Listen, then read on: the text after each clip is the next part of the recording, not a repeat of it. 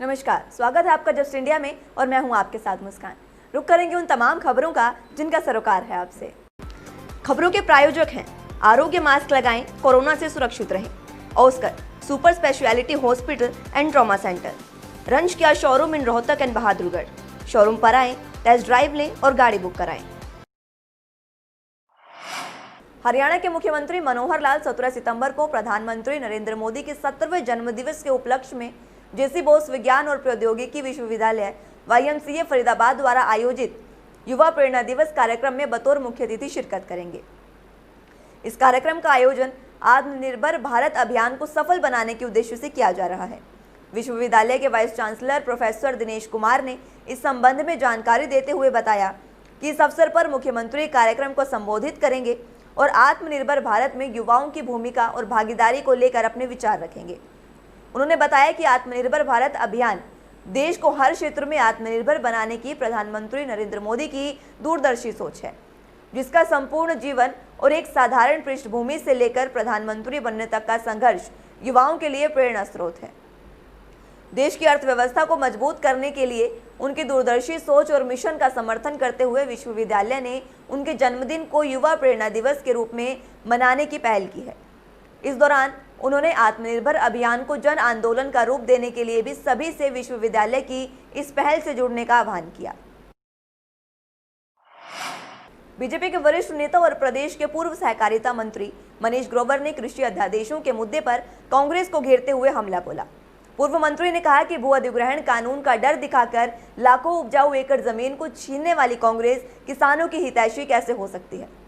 कांग्रेस के शासन में हरियाणा की पहचान भूमाफिया राज्य की बनकर रह गई थी, जिसे हरियाणा की बीजेपी सरकार ने खत्म करके साल 2019 में कृषि क्षेत्र में बेहतर काम करने पर प्रदेश को राष्ट्रीय स्तर पर अवार्ड दिलवाने का काम किया था।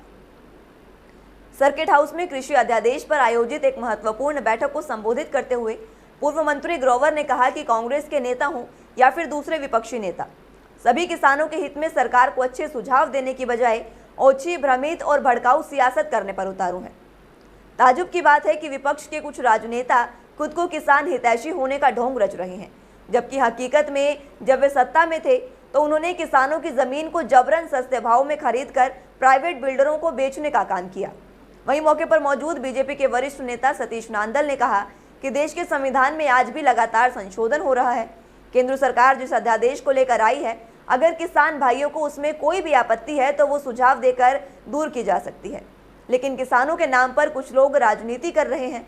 किसानों को ऐसे नेताओं से दूर रहना चाहिए। देश के कृषि मंत्री जी ने और यहाँ के हरियाणा के किसानों के संगठन कल मिलकर आए। वहां पर कृषि मंत्री ने विश्वास दे दिया कि MSP से कम किसान की फसल नहीं खरीदेंगे, उनको गारंटी दे दी और आड़तियों से उनकी मंडी से ही फसल उठेगी। और 1 अक्टूबर वो ज्यादा समय बचा नहीं, 15 दिन रह गए हैं। आज 16 तारीख होगी, अभी बाजरा 1 तारीख से मंडी में आने पता लग जाएगा कि किसानों के साथ ये सरकार खड़ी है या नहीं खड़ी। हरियाणा के पूर्व मुख्यमंत्री भूपेंद्र सिंह हुड्डा ने कुरुक्षेत्र के होटल पार्क में पत्रकार वार्ता का आयोजन किया। इस मौके पर भूपेंद्र सिंह हुड्डा ने कहा कि सरकार किसानों का दमन कर रही है और किसानों के शोषण को बर्दाश्त तो नहीं किया जाएगा।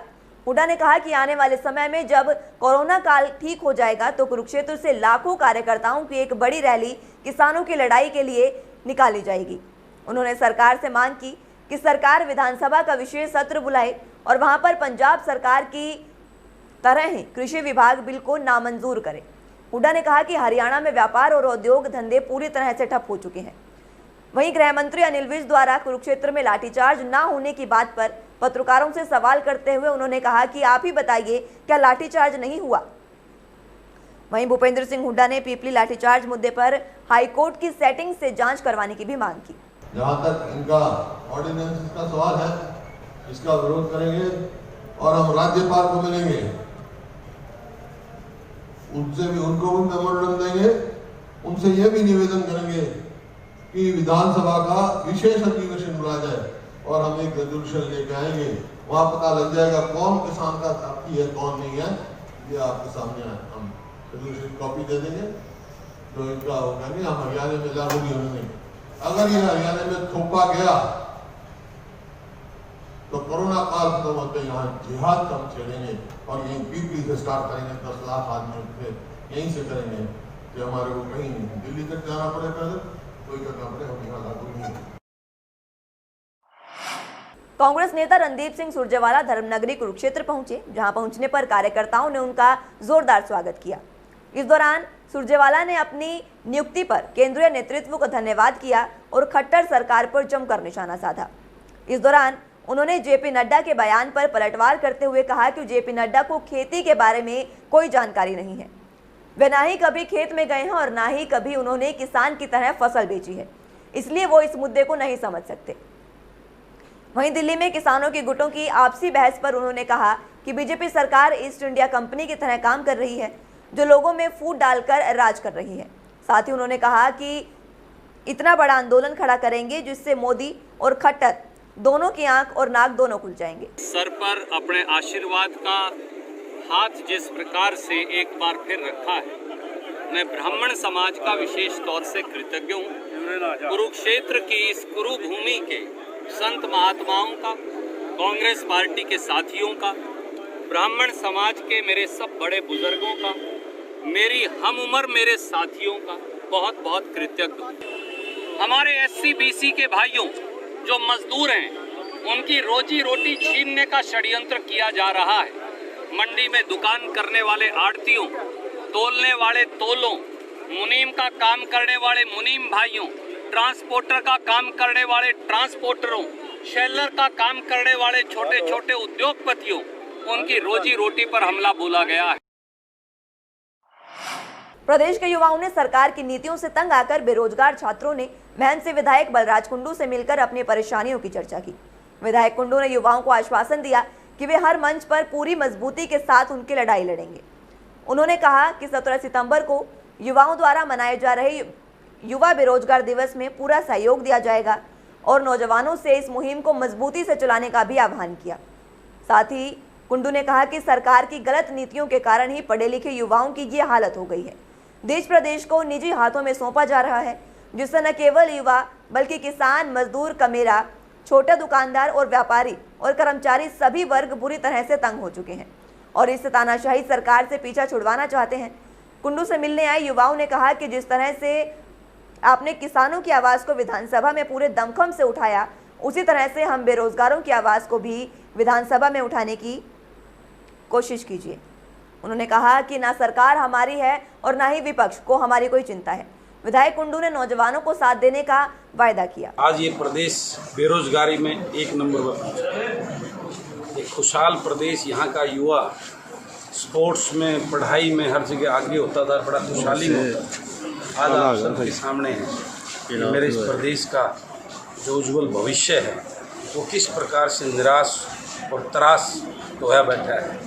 आज उसको अपना भविष्य अंधकार में नजर आता है। कोई व्यवस्था नहीं है, ऐड निकाल दी जाती है जॉब की और उसको कई 5-5 साल तक उसको पोस्टपोन आगे आगे करते आ रहे हैं। लोगों की आवाज़ हूँ, लोगों के जो मेरे महम ने मुझे दायित्व दिया है, मेरे महम के युवा रोजगार भाइयों ने, गरीब मजदूर ने, छोटे व्यापारी ने, कर्मचारी ने जो मुझे आशीर्वाद देकर जो दायित्व, मैं उसको पूरा करने का काम कर रहा हूँ। निश्चित रूप से आखिरी दम तक इन सब की लड़ाई लड़ूंगा। महेंद्रगढ़ में जिला बीजेपी युवा मोर्चा के कार्यकर्ताओं द्वारा बच्चों के अस्पताल तंवर में प्रधानमंत्री नरेंद्र मोदी के जन्मदिवस पर रक्तदान शिविर का आयोजन किया गया, जिसमें पूर्व शिक्षा मंत्री रामविलास शर्मा ने बतौर मुख्य अतिथि शिरकत की, जबकि कार्यक्रम की अध्यक्षता बीजेपी जिला अध्यक्ष राकेश शर्मा ने की। वहीं युवा मोर्चा के जिला अध्यक्ष पवन खैरवाल कार्यक्रम के संयोजक के रूप में विशेष रूप से उपस्थित रहे। इस मौके पर पूर्व शिक्षा मंत्री ने कहा कि प्रधानमंत्री नरेंद्र मोदी का 70वां जन्मदिन है और प्रधानमंत्री नरेंद्र मोदी की पूजनीय माता जी का हम अभिनंदन करते हैं। उनके जन्मदिन के उपलक्ष्य पर हमने और भारतीय जनता पार्टी के कार्यकर्ताओं ने ये रक्तदान शिविर का आयोजन किया है, जहां 200 लोगों ने रक्तदान करने के लिए अपना नाम भी दर्ज किया है। उन्होंने कहा कि पीएम मोदी के 70वें जन्मदिन के लिए 70 यूनिट ब्लड हम एकत्र कर रहे हैं। जिन भी कार्यकर्ताओं ने आज इस अवसर पर रक्तदान किया है, उन सभी को मैं बहुत बहुत बधाई देता हूं और सभी का मैं अभिनंदन भी करता हूं। इस कार्यक्रम की शुरुआत हमने महेंद्रगढ़ से की और पूरे सप्ताह को हम सेवा सप्ताह के नाम से मना रहे हैं। इस सेवा सप्ताह में हम पेड़ भी लगाएंगे, गरीबों की बस्ती में हम मास्क और सैनिटाइजर भी वितरित करेंगे, ऐसा उन्होंने कहा। आज नरेंद्र भाई मोदी का 70वां जन्मदिन हम मना रहे हैं और इस उपलक्ष्य में हमने भारतीय जनता पार्टी के कार्यकर्ताओं ने ये ब्लड डोनेशन कैंप यहाँ पर रखा है। आज वैसे 200 लोगों ने ब्लड देने के लिए अपना नाम दर्ज कराया है और 70वां जन्मदिन के अवसर पर 70 यूनिट ब्लड अभी वो यूनिट देना शुरू हो गया है। इस युवा मोर्चा के कार्यकाल के दौरान ये 70वां जन्मदिन मनाया गया और इसी के संदर्भ में आज इस कार्यक्रम के मुख्य अतिथि प्रोफेसर रामविलास शर्मा जी, भारतीय जनता पार्टी महेंद्रगढ़ जिले के अध्यक्ष भाई राकेश शर्मा जी और भारतीय जनता पार्टी के सभी मंडल अध्यक्ष, तमाम पार्टी के और खासकर मेरे युवा मोर्चा के साथी, मेरे महामंत्री, मेरे उपाध्यक्ष जी और सभी इस कार्यक्रम में बढ़ चढ़ के भाग ले रहे हैं। राष्ट्रीय स्तर पर युवा मोर्चा रक्तदान शिविर के कार्यक्रम आयोजन कर रहा है। पार्टी ने भी सेवा सप्ताह के रूप में मनाने का इसका निश्चय किया है। उसके तहत जैसा कि हमारे वरिष्ठ नेता प्रोफेसर रामविलास शर्मा जी पूर्व शिक्षा मंत्री ने बताया है, उसके तहत हम फल वितरण के माध्यम से, वृक्षारोपण के माध्यम से एक स्वच्छता अभियान लेकर और बुजुर्गों के लिए चश्मा वितरण करके गरीब बुजुर्गों को उनकी आई टेस्ट करवा के चश्मे का वितरण करेंगे। और पंडित दीनदयाल उपाध्याय जी जो हमारे प्रेरणाता थे, स्रोत थे, उनके जयंती पर भी हम हर गांव में, हर बूथ में उनके चित्र पर पुष्पांजलि और माल्यार्पण के द्वारा उनको श्रद्धांजलि देंगे। 17 सितंबर को देश के प्रधानमंत्री नरेंद्र मोदी का 70वां जन्मदिन है, जिसे पूरे देश में सेवा सप्ताह के रूप में मनाया जा रहा है। इसी कड़ी में हरियाणा राज्य के सफाई कर्मचारी आयोग के अध्यक्ष कृष्ण कुमार ने पंचकुला में एक कार्यक्रम का आयोजन किया। इस दौरान उन्होंने सफाई कर्मचारियों को फल, सैनिटाइजर और मास्क वितरित किए। कार्यक्रम पंचकुला के सेक्टर 12 के सामुदायिक भवन में आयोजित किया गया, जहां सैकड़ों की संख्या में सफाई कर्मचारी पहुंचे। इस दौरान मास्क और सैनिटाइजर का भी पूर्ण रूप से प्रयोग किया गया और सोशल डिस्टेंसिंग का भी ध्यान रखा गया। खबरों के प्रायोजक थे Pramod trading company, tiles, sanitary ware, Ghanipura, Jhajjar road, Rohtak. Asian colour coated स्पात limited. Be Fast Fit, India's fastest growing fitness chain, now at Rohtak D Park.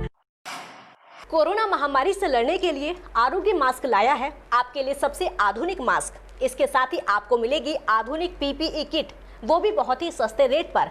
contact@arogyamask.com पर जाएं और हमसे संपर्क करें या फिर www.arogyamask.com से जुड़ें। इसके साथ ही आप हमें कॉल कर सकते हैं। हमारा पता है Anand international, plot number 181, sector 25, Panipat, Haryana.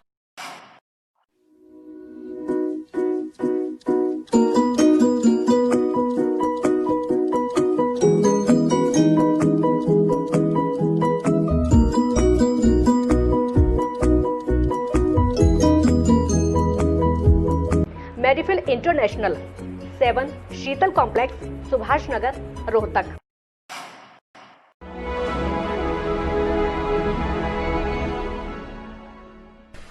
चाचा, आपने नया घर बनवाया है तो घर की छत पर कौन सी शीट लगवाई है? बेटा, मैंने अपने घर की छत पर एशियन शीट लगवाई है, क्योंकि वो कभी न मिटने वाले ओरिजिनल निशान की चादरें हैं। साथ में ISI का चिन्ह, 5 साल की वारंटी के साथ साथ पैसों का सही मूल्य देने वाली वही इकलौती शीट्स हैं। क्योंकि नाम नहीं, पहचान जरूरी है। फिलहाल के लिए इतना ही। जुड़े रहिए जस्ट इंडिया के साथ। नमस्कार।